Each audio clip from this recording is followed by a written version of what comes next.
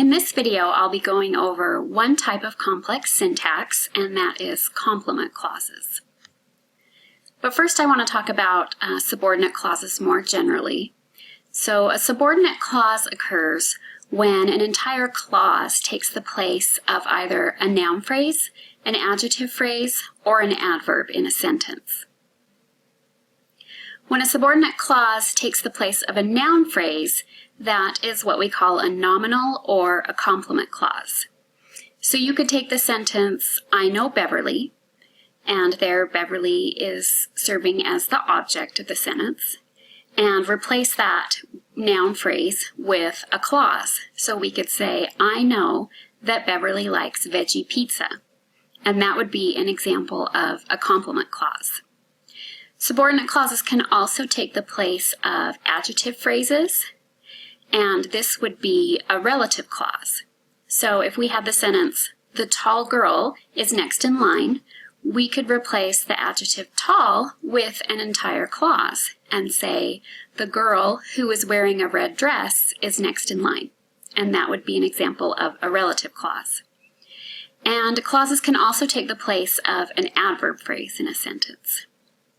So we could take the sentence, she ran to the store quickly, and replace the adverb quickly with a clause and say that she ran to the store because it was about to close. And that would be an example of an adverbial clause. All right, so in order to talk about complement clauses, we first need to go over verb argument structure. So verbs require arguments. Arguments are subjects, objects, and direct objects. Complement clauses function as the arguments of verbs. So there are three types of verbs. You can have an intransitive verb, a monotransitive verb, or a ditransitive verb.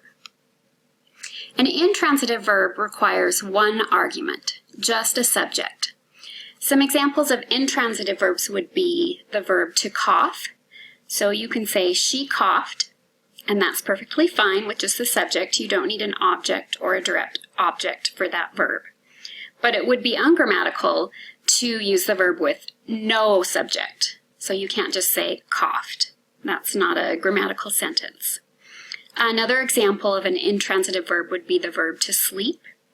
That verb sleep only requires one argument, a subject. So you could say the dog slept, and that's a grammatical sentence.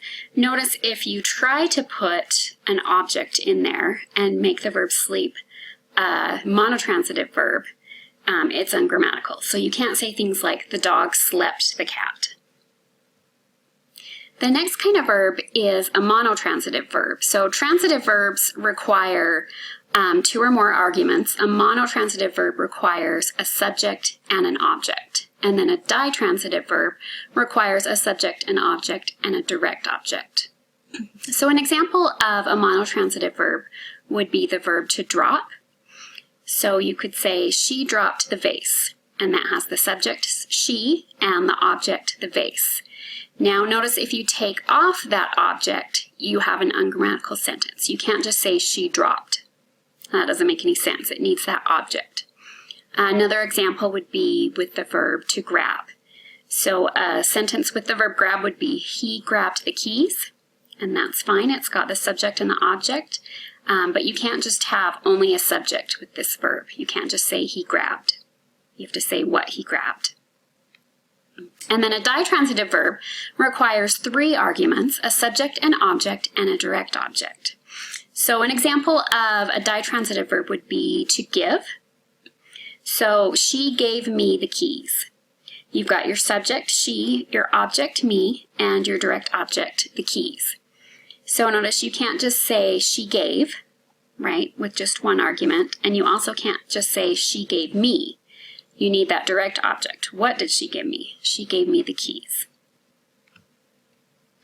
So a complement clause can function as a subject in a sentence. So we have the sentence, whoever thought of the idea is a genius. And that clause, whoever thought of the idea, is serving as the subject, right? We could also put just a regular noun phrase in there and say, the man is a genius, right? But now we have a clause functioning as our subject. And notice if we take that clause out of the sentence and are left with just is a genius, we have an ungrammatical sentence. So we can tell that that clause, whoever thought of the idea, is functioning as an argument of the verb is. A complement clause can also function as an object in a sentence. An example would be, I know that he can get the job. So that clause, that he can get the job, is a complement clause that is serving as the object of the verb to know. And again, if we take that clause out, we're left with an ungrammatical sentence. We can't just say, I know. And then a complement clause can also function as a direct object. So an example would be, he put the money where she would never find it, right? So where she would never find it is serving as the object of the verb, or the direct object of the verb put, right? We could say he put the money in his wallet, right? And just with a regular noun phrase, or we can put a whole clause in there, and now we have a complement clause functioning as an object. And then again, if we take that clause out, we're left with an ungrammatical sentence. He put the money. So that's how we can tell that that clause is functioning as an argument, because when you take it out, you're left with an ungrammatical sentence. So again, if you remove the clause from the sentence and the sentence remains grammatical, the clause is not an argument and therefore not a complement clause. So an example of this would be, hand me the book that is on the top shelf, right? So we have our subordinate clause that is on the top shelf, and if we remove that from the sentence, we're left with hand me the book, which is still a grammatical utterance because it has a subject. The subject here would be the implied you, as this is an imperative, so it's you hand me the book.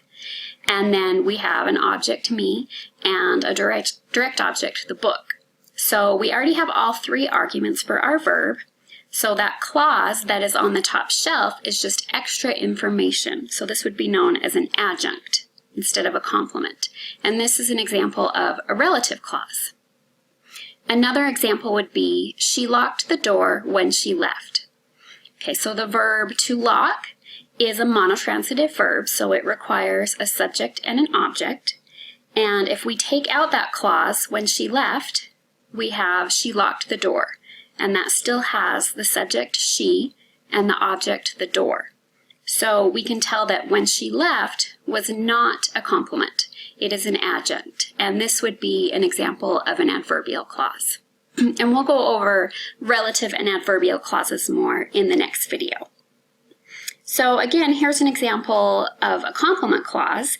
She said that she would be late.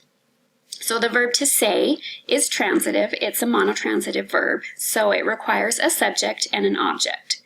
That she would be late is functioning as the object. If we took it out, we would be left with the sentence she said, which only has a subject, and that's an ungrammatical sentence. So we can tell that the subordinate clause that she would be late is functioning as an argument and is a complement clause. So there's three types of complement clauses. We have sentential complement clauses, which are also known as full propositional complements. We have WH complement clauses and infinitive complement clauses. A sentential complement clause expresses a complete thought, just like a sentence does, so hence the name. And it usually begins with a complementizer, usually that or if. So some examples would be, I know that I have to work on Tuesday, or I don't know if these pants will fit me. And the complementizer can sometimes be omitted. So you could just say, I know I have to work on Tuesday, and leave out the that and still have a grammatical sentence. Sentential complement clauses are usually arguments of either mental state verbs, such as know, think, wonder, or believe. So an example would be, I think that this will be fun. They can be arguments of communicative verbs, like say, tell, mention, or request. She said that the ice cream melted would be an example. And they can also be arguments of perceptive verbs, like hear, see, or feel. So an example would be, I saw that you cleaned your room. The next type is WH complement clauses. And these clauses are similar to sentential complement clauses, but they can't be a sentence on their own because they start with that WH word. And these are also often arguments of mental state verbs, communicative verbs, and perceptive verbs. So an example would be, I know what I want. So similar to that sentential complement clause, but because it starts with what I want can't be a sentence on its own. So an example with a communicative verb would be, she told me where she lives. And with a perceptive verb, I heard what you said. And then the final type of complement clauses are infinitive complement clauses. And these are complement clauses that contain an infinitive verb. An infinitive verb is a verb that's not marked for tense. So, and it usually has the infinitive to before it. So to play, to go, to see. These are all infinitive forms of the verbs. And these clauses are often arguments of desire verbs like want or need. So an example would be, I want to play, or I need to go. But they can also be complements of many other verbs like try, cause, or say. So you could have, I tried to tell you, or she caused the vase to tip over. But notice all of these examples have that infinitive form of the verb. And there's 4 types of infinitive complement clauses. We have the same subject infinitive. So that's where the subject that's doing the action in the main verb is also doing the action of the infinitive verb. So an example would be, I want to play. So want, the person that's in this sentence that's doing the wanting would be I, and the person that's doing the playing would be I. Right?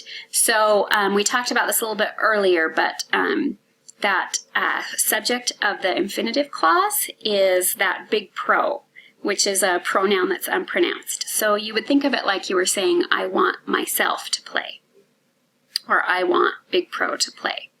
But the main thing with these is the same subject is doing the action, both verbs, the wanting and the playing.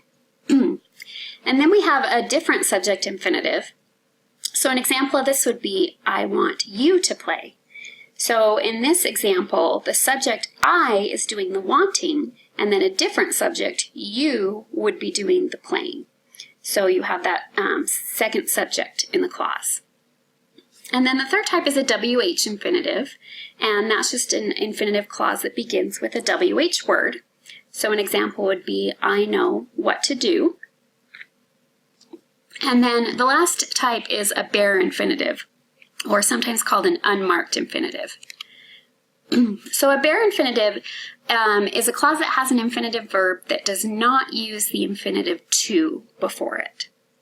And these are arguments of a small set of verbs, which are make, help, let, watch, hear, and see. And these specific verbs take bare infinitive arguments. So it's just the same thing, it's an infinitive verb, we just leave out that infinitive to. So an example of this would be, let me play, right? So we don't say let me to play, we just say let me play, and we leave that to out. But you can tell that the verb play is an infinitive verb, because if you try to put tense on it, you end up with an ungrammatical sentence, right? So you can't say let me played. That's ungrammatical. Another example would be, she made me eat it, right? So you can't put tense on that second verb eat. You can't say she made me ate it, right? Or she made me eats it. She made Mary eats it. That wouldn't work either, right? And another way you can tell is you can substitute the verb that's either make, help, let, watch, hear, or see that takes those bare infinitives and substitute it with a verb that takes marked infinitives. So if we took she made me eat it and replaced to make with to want, then we would have she wanted me to eat it. You see now how we have to stick that to in there. We wouldn't say she wanted me eat it, right? So that's another way to check and see if that second verb is an infinitive verb on this set of verbs that takes bare infinitives. So some other examples would be, help me tie my shoe. right? So help me to tie my shoe, watch me climb the tree, I saw her perform, or I heard the lion roar. All right, so next you're going to do a quiz to practice identifying complement clauses. So some things to keep in mind as you go through this training quiz is first step is to make sure that the sentence is in fact a complex sentence, right? And remember to do that, you'll count the main verbs. And if there's 2 main verbs or more, then it's a complex sentence. And then next you need to determine whether the subordinate clause is an argument or an adjunct. And again, to determine this, you would see if you can remove it from the sentence. If you can remove it and you still have a grammatical sentence, then it's an adjunct and it's not a complement clause. If you can't remove it, then the clause is functioning as an argument and that is a complement clause. So in the quiz, you don't need to identify the type of complement clause, whether it's a sentential complement clause, WH complement clause, or infinitive complement clause. You'll just need to identify whether the sentence has a complement clause or not. So let's do a couple of practices together. Okay, so in the first sentence, she knows why I'm grumpy. Okay, so first we need to determine if it's complex. So we're going to count our main verbs, and we have the verb knows, and we have the verb am. Okay, so we have 2 main verbs, so this is complex. And then next we identify the subordinate clause, which would be why I'm grumpy. And then we need to determine if that clause is an adjunct or a complement. So if we remove it from the sentence, we're left with she knows. And that's not a grammatical sentence because the verb know needs an object, so we can tell that it is a complement clause. All right, so this would be, the answer to this would be true. Yes, the sentence contains a complement clause. The next example, she knows the woman who owns the bookstore. Okay, so first we'll determine if the sentence is complex. So we'll count our main verbs. We have the verb knows and we have the verb owns. So we have 2 main verbs, we have 2 clauses. And then next we'll determine the subordinate clause, which would be who owns the bookstore. And then we'll see if we remove it, if we're left with a grammatical sentence. So we would have she knows the woman, which would be just fine, right? Because the verb knows needs a subject and an object, and we have that, she and the woman. So the clause who owns the bookstore is an adjunct, and so we can tell that no, that is not a complement clause. That is actually an example of a relative clause. All right, so in the next video, we will go over the other 2 types, which are relative clauses and adverbial clauses.